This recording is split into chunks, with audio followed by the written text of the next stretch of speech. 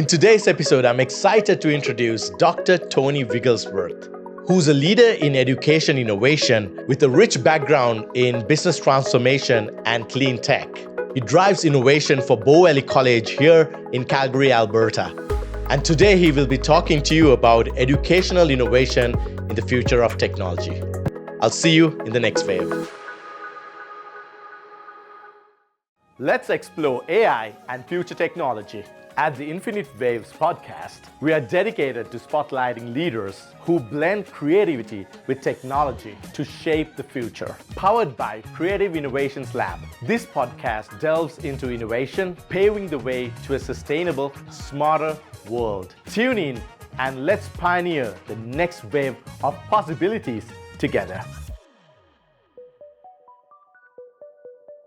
Up next, I have an amazing guest here today with me to talk about how innovation in the education sector can shape the future of business. Welcome to the show, Tony. How are you? Oh, very well, thank you. Thanks for having me on the show, Russell. I appreciate it. Amazing. So before we get into the questions, Tony, I'd like to introduce you as Tony to my audience. I'd like to pick a little bit about your background, your experiences, and what shaped Tony Wigglesworth to be the person here today. Well, thank you. That's a great question. So I grew up in a small town in British Columbia. I'm from the Okanagan Valley. Grew up in Penticton. A beautiful place to live. I think my childhood there was really amazing. Spending a lot of time with family on the lakes and in the orchard. And I think during that time really shaped my love for the outdoors. Is something that I've sort of done throughout my life. Enjoying, hiking, mountain biking, and snowboarding. Just great time, just enjoying the outdoors, connecting with family, and always gives me that little bit of a reset. And so that's a little bit about my personal background. In terms of my education, I studied at Okanagan College, so really wanted to stay close to home at a smaller community college. Started out my career really not knowing what I wanted to do. Started studying a general science program at that time. Sort of fell in love with math, economics, and chemistry, which is kind of an odd combination. Wow. And I think I had one professor, Dr. Ed Neeland. He was a fantastic professor in organic chemistry, and I think he really shaped my love for science. And I ended up pursuing my degree in chemistry at Okanagan College. Had a chance to join their co-op program, got to work in some really interesting places. I worked at a gold mine, I worked in different labs in the fiberglass industry, as well as getting to do some research in chemistry at the college, supporting the wine industry. And I think at that time that really shaped my love for, innovation and research. From then I went and joined my graduate studies at Simon Fraser University, working with Dr. Neil Branda, developing molecular switches for looking at different applications, mainly in, I would say, electronics. So how do you change the properties of materials using light? And then you could change things like the shape of the material, the color, the refractive index, and then look at different applications in material science. At that time, I really wanted to pursue a career as a research scientist at a university, maybe be a research professor. And so I decided to do a postdoc. So I talked to my wife and we decided to move to Switzerland. So I did my postdoc in Zurich, Switzerland at the ETH Zurich with Dr. Francois Diedrich. Wanted to still stay in material science, but shift my focus more into biological sciences just to broaden a little bit of my breadth of my research. And at that time, had a really fun time working in Switzerland. Really got to do some cool research, did a lot of traveling, got to explore the Alps and kind of all over Europe. So that was a really fantastic opportunity. And I would say one of the biggest challenges with moving abroad was really trying to get back into the workforce in Canada, come back because my wife's family's here. My family's here in Southern Alberta. So we're thinking, well, how do we get back to Canada? So I tried getting into different universities as a professor and just sort of thought that maybe, this is not for me and I should really try an industry track. And so was at a conference, connected with someone from my previous research group that was leaving his role with Xerox Canada at that time. And so I thought, well, you know what, this sounds like a really cool opportunity, great opportunity to come back, live in Canada, still work in research, doing material science.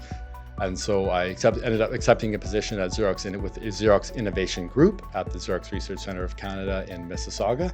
So my family moved there with my family. So that was a really interesting time to move back from Europe. I remember arriving at the airport with a luggage cart, full of everything we owned, with my two children on top of it. I'm just ready to kind of resettle and launch my career with Xerox. So that was a really, I think, fantastic opportunity. And that's really, I think, where I cut my teeth in research and innovation. So not doing research for research's sake, but doing research to solve real world business problems. It's kind of where I learned that when you're innovating and working for a company, your research can't just be fun. It has to create business value for your employer, for your customer. So I think that really really set my career off on a really strong footing. I used that sort of experience to do kind of bit of a career pivot. We wanted to move back out west. I do still, always loved the mountains and wanted to move back to Alberta because our family's here. So I ended up accepting a position with Innovate Calgary as a senior technology licensing manager, and sort of worked my way up through the ranks there. Ended up running their technology transfer office, and I think at this time I really fell in love with clean tech. I think, as you know, the climate's changing, and there's a lot of big challenges with that sector. And I think clean tech can have a really positive impact on the oil and gas industry, help them produce really clean oil here in Alberta, and help the industry grow. So I think that's super exciting, as well as create a lot of jobs for new companies and lots of commercialization opportunities. I think in that role I was able to work with some really amazing faculty at the university and help them start companies or license their research into to other companies. So that was a really cool experience. And so I spent about 7 years there. Ended up getting contacted by a recruiter just after the pandemic. I thought, well, you know what? I love innovation. I love working with startups. And why don't I move into the kind of college sector, be able to apply those skills and really help develop the next generation of talent that's going to help to shape the tech industry here in Calgary. So took on that opportunity in November 2021. I've been with the college now almost 4 years. Had a really fantastic time. Got to work with some really amazing people, and now really helping the industry to grow really through the lens of talent development. So that's kind of sort of shaped my career, and that's how I got where I am today. Yeah, no, that's very interesting. I notice your career has spanned across several industries. And I picked something that you mentioned, sustainable energy or clean tech. And I know sustainability is heart of every industry, and especially clean tech. How do you see the changes and emerging technology kind of shaping that industry, or how do you see this industry shaping into with the change in technologies? I think overall it's going to be positive. So, I really believe in materials-driven innovations for the clean tech industry. So, there's long-standing technologies for carbon capture. So, liquid amine technologies, they can scrub CO2 out of flue gas, for example. If you're doing steam, steam-assisted gravity generation, then you're producing a lot of steam. You're burning a lot of fossil fuels. But if you can capture that CO2, then you can produce that energy much cleaner and much more sustainably. But the challenge with that technology is that you pay a fairly large energy penalty to re-release the CO2. So if you can design better materials that can absorb carbon, but then release it with much less energy penalty, you can make that process much more efficient. I think there's been a lot of fantastic research at University of Calgary around metal organic framework technologies coming out of the research group of Dr. George Shimizu. And so he makes some really interesting materials that can, scrub CO2 out of the air very efficiently, but then also release it really easy. So then you can basically liquefy it and pump it underground for long-term storage. So I think there's going to be huge impacts in that area through the design of better materials. And this is where I think technologies like AI can really come in and accelerate innovation within the space. I found AI to be an incredibly efficient way to innovate, and if you have the right data and the right models, I think you can design much better materials and really accelerate the pace of innovation. So one of the things I learned in Xerox was that it typically takes around 15 years to commercialize a new material, and it might cost $50 to $100 million to do that. So that takes significant investment. But now I think, with you can accelerate innovation in terms of discovering new materials, but then also innovating with AI to also improve the processes to make that materials at commercial scale. So I think that's where we I'm hoping that we'll see a lot of positive impacts around technology. And then I think the second piece to that equation is then what do we do with all the CO2 afterwards? Mhm. And I think there's a lot of cool research happening around converting those materials into more useful building blocks. So taking a waste material like CO2 and then creating value-added products, for example, for the chemical industry. And so through research that I did with various groups at U of C, so I worked a lot with Dr. Avail LaBurse.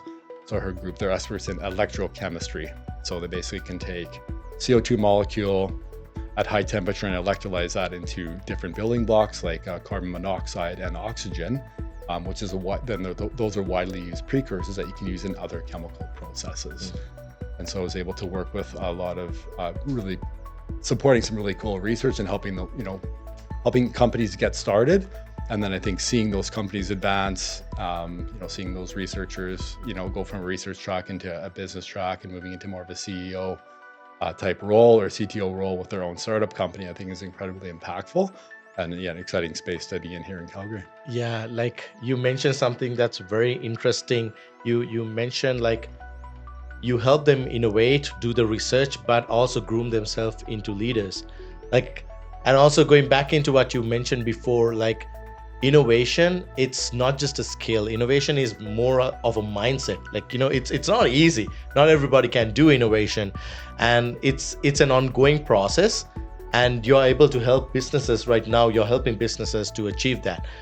I just like to know, for someone to learn innovation or maybe fall in love with innovation, you probably need a coach or a mentor or some sort of a leadership influence on yourself. Growing up or in your career, did you have any sort of influence or mentor that kind of shaped your mindset into innovation? Yeah, I think I've had a lot of fantastic mentors over the years. I'd like to kind of highlight a couple here. So one was Dr. Ken Porter. So Ken hired me into my role with Innovate Calgary, kind of took a chance on me coming from industry, going back into academia. That was a little bit of a different role for me. But I think he was a really fantastic mentor. And so I got to work for him for about 4 years. Really helped to advance my career before he ended up moving on to a different role. So I think that's someone I'd definitely like to highlight. I think a great mentor, they need not just to support you, but they have to challenge your thinking and kind of push you to do better and give you that kind of little pieces of insight and kind of observe those things in yourself that you wouldn't maybe acknowledge or notice. And so I think part of being a good mentor is being willing to give that feedback. And I think that's critically important. And then I think the other thing is, like in my role now, our VP academic, Dr. Shriel Kinzel, she's a fantastic mentor. Super supportive. Again, someone that I can bounce ideas off, that we can innovate on. But she's always asking those questions to dig a little bit deeper, and help to kind of reframe the ideas and make sure they're really aligned with the vision and mission of the college, which is really again around talent development. How do we help support learners, eventually get into the workforce, because that's where they're coming to college, and giving them those hands-on practical skills that the industry needs in order to grow. So there are just a couple of examples of great mentors I've had in my career. Amazing. And you mentioned that this all starts in college or with the education system. With the rapid evolution in technology right now with AI and everything that's going on around it, how do you see the education sector innovating and changing to keep up with this rapid pace? Yeah, I mean, I think it's really at a very interesting dynamic in the world right now with AI innovations accelerating almost daily. Education was definitely one of the sectors that I think was impacted first. I remember when ChatGPT first came online and I sort of became fascinated with the technology. You can now have like a conversation with a computer. You can innovate and really use that to create new ideas for new products or new programs. So I think it's a really fantastic tool. But then on the other side of it, we also know students are using it, and then we're concerned we want students to learn the skills and knowledge they need to be successful in the workplace. So then you have that academic integrity kind of question that comes into play, where we want students to use the AI to do work better and faster and more efficiently. Then we also need to learn them, teach them how to code, how to set up a computer network, how to write a business plan. And so how do you teach students to learn in the age of AI? I think that's really quite a fascinating area. because I don't think you can discourage students to use it because it's a real world tool that they're going to use every day in their careers, and that's definitely impacting the world. But I think if you accept that reality and say, well, how do I have to do things differently and change my practice to really teach students, and going look at more, I'd say more skills-based training. What can you use AI to do? But also recognizing that you have to learn how to code, and then really looking at also how we assess students. So maybe the best way to assess students isn't having them write an essay anymore. Maybe it's writing an essay and then use ChatGPT to write an essay on this topic and then give a critical critique of that essay. So I think it's also about challenging the way we assess students. And then also, I think teaching students about some of the subtleties of AI. So how do you use the technology safely? If you're using AI to generate an image, so I think you have to think about, well, then, is that a potential copyright infringement, right? I think that risk is always going to lie on the end user of the technology. And the disclaimer is that if you use Midjourney and you violate someone's copyright, that actually falls on you as the end user. So being able to use those things in a way that's, I think, ethical is really important. And then to come back to the sustainability piece, I think you also have to realize that AI takes a lot of energy and it uses a lot of water. So understanding that, just being totally reliant on AI is not really a good thing either. It's knowing when to use it and being able to use it, I think, to add value. And I think that's just an incredibly tricky space to be in. And that's just on the education side, right? And then, like any company, we're a business, we want to do things more efficiently. I think it's no secret the post-secondary sector has had some challenges in recent years with changes to international enrollments, declining government funding. So we have to look at ways to do things better and more efficiently and to a higher quality. And I think one of the ways you can do that is with the assistance of artificial intelligence, but then you also have to make sure that you have the right business processes in place, that your staff are well educated and trained on using those tools and they see the benefit of it and not the threat. And so I think it's also about creating that culture of innovation and creating that curiosity to get people interested in using the tools. And a lot of that is just through experimentation. Sometimes things you think, AI can help me, you're going to spend an extra hour that maybe you didn't, isn't really adding a lot of value. So a lot of that is through, I think, curiosity, through innovation, and just being curious about what the tools can do. And then I think really the hardest part is that organizational culture about getting people curious about adapting to technology and not being afraid that it's going to take their job, but it's going to provide them an opportunity to really focus on the things where humans can really add value. It's about those face-to-face conversations with students. It's about, really focusing on that value add rather than, okay, here's a little bit of a routine task that I could do more efficiently or easier with the AI, and then just being able to identify those opportunities and then being able to create those solutions to solve those business problems within the sector. Yeah. I'd like to ask you for some advice with my next question. You mentioned something, a whole different angle from an educational perspective for new students who are trying to get into the technology space and innovation space and eventually business space, starting their own startups or getting employed in innovative organizations. What would be one piece of advice that you'd like to give to those students who are paving their path, trying to build their careers, trying to learn to prepare themselves for what's out there? What kind of a mindset or what kind of advice can you give them? Yeah, I think it's be curious. I think that's number one. Discover what your passion is and be curious. I think that goes a long way. I was very fortunate in my career to discover that early on. And I think what's really helped me sustain my career is really that curiosity. And so just being curious about new technology, thinking about, well, how can I use this to positively impact what I do for my employer?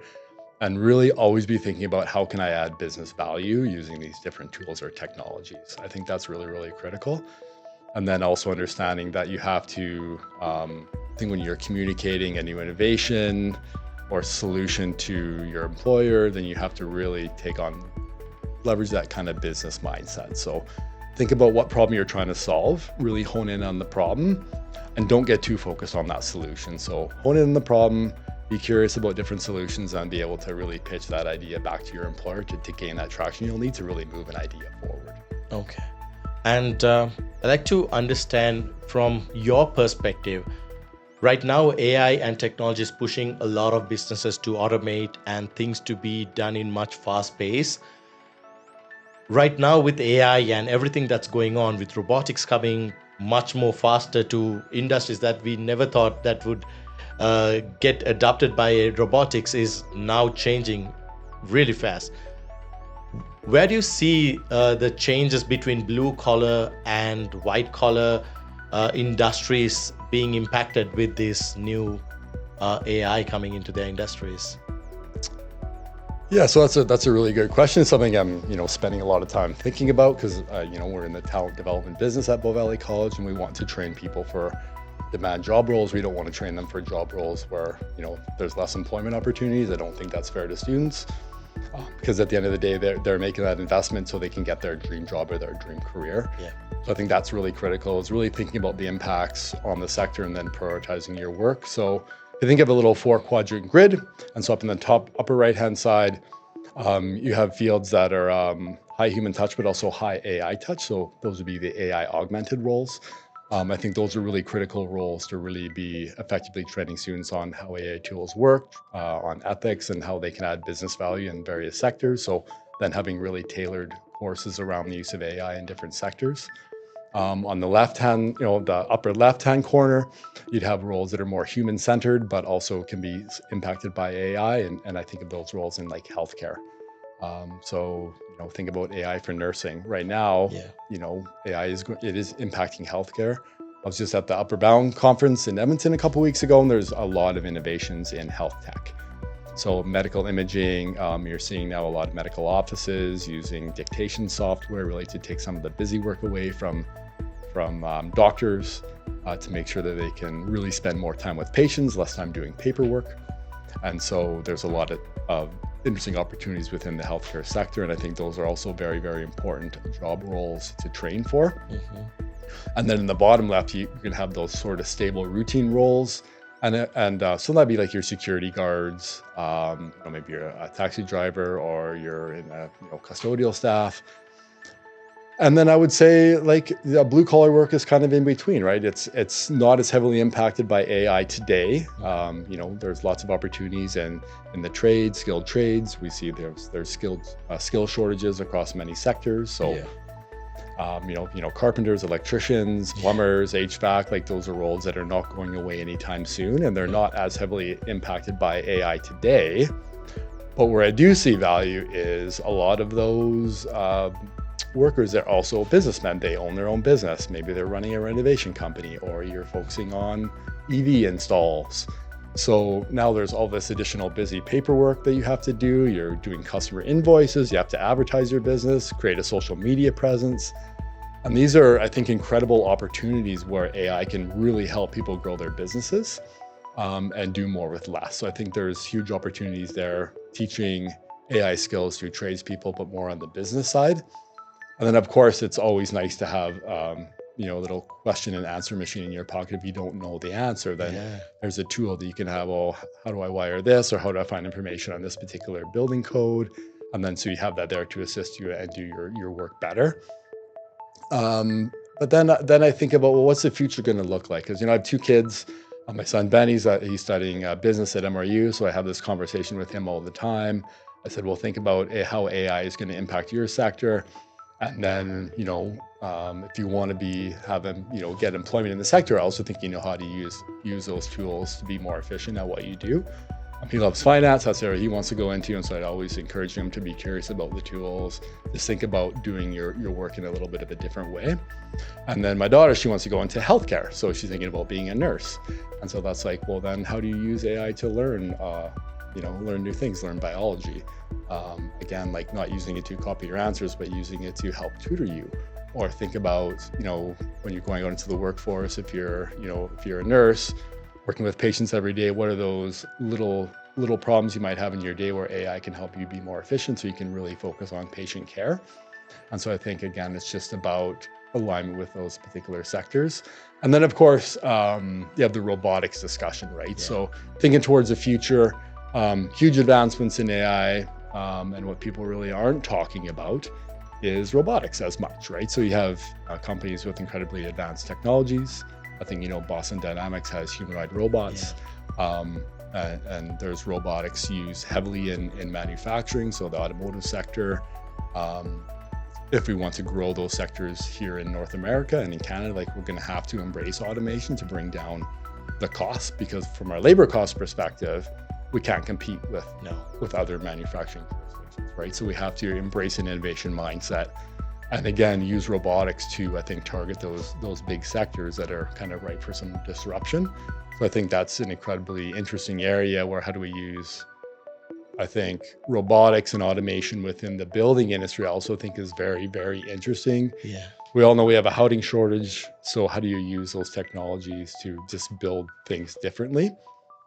And so I think that's kind of an area I'm quite curious about. Very interesting. And then I do believe that one day, in the not too distant future, I don't know if it's 10 years, I don't know if it's 20 years, but we will be, in certain sectors, people will be working with robots and in ways they couldn't imagine today. So like humanoid robots are getting more and more advanced. Yes, they're not good at fine motor skills yet, but I think we will see an explosion of robotics also in the trades. It's just still a few years into the future, and nobody really has a crystal ball. But I think it's really interesting to think about that future. And then also from an education perspective, this is a world that I think all the post-secondaries need to work together and really train people for this new world and train people for the future of work. Absolutely. Wow, that's amazing advice. And we are coming towards the latter part of our conversation. And I have this one question which I usually ask all my guests that come here. If you have a magic wand, and if you want technology and AI to solve any problem for you or a challenge, what would that be for you? Yeah, so that's a really great question. I'm spending a lot of time thinking about it. So like any sector, like the education sector, we have our challenges, right? We're being, with budget cuts, we're being, pressed to do more with less. So I think that's, if I had a magic wand without AI, I would wish the government would, provide a stable business environment so we can continue to attract quality international students and continue to attract high quality domestic students into our programs and provide that, I think, the high level quality education that our industry needs to grow. So that would be my one wish. On the AI side though, I think there's huge opportunities, I think within, I would say around a couple really areas that I think I'd like to highlight. I think one is really around just like how we advise students, how we coach students on their different career paths. So making that, I think, information more accessible through the use of AI tools, helping students to create their own customized plan, and then spend more time working with the advisors on, helping them answer those more detailed questions rather than what prereqs do I need to get into a nursing program, or I'm really interested in, technology, but I didn't do so good in this math high school course. Being able to have AI that really supports that student journey, I think would be really critical. And I do think there's also opportunities for AI in the admissions processes. So helping organizations streamline their admissions processes to make that a lot more efficient. All right, Tony. So thank you very much for sharing. That was some great information and great insights into looking into the future for many industries in clean tech or education or business in general. I mean, this was a very wonderful conversation, and thank you very much for being here. And before we go, I'd like to let my audience know where they could connect with you and find you. Tony, would you like to share your information to connect with you? Yeah, absolutely. So thank you so much, Russell, for having me on the show. It was a great conversation today. Really enjoyed being on the show. You can find me on LinkedIn at Tony Wigglesworth, and also at bowvalleycollege.ca. Amazing. Thank you very much, Tony. And up next, we have Vis Naidu from SAIT talking about how technology is shaping education and preparing students for the future of business. And we'll see you with that one on the next wave. That's a wrap for today's episode of Infinite Waves. We hope you're inspired to pioneer your own innovations. Brought to you by Creative Innovations Lab, where creativity and technology drives the future. See you on the next wave.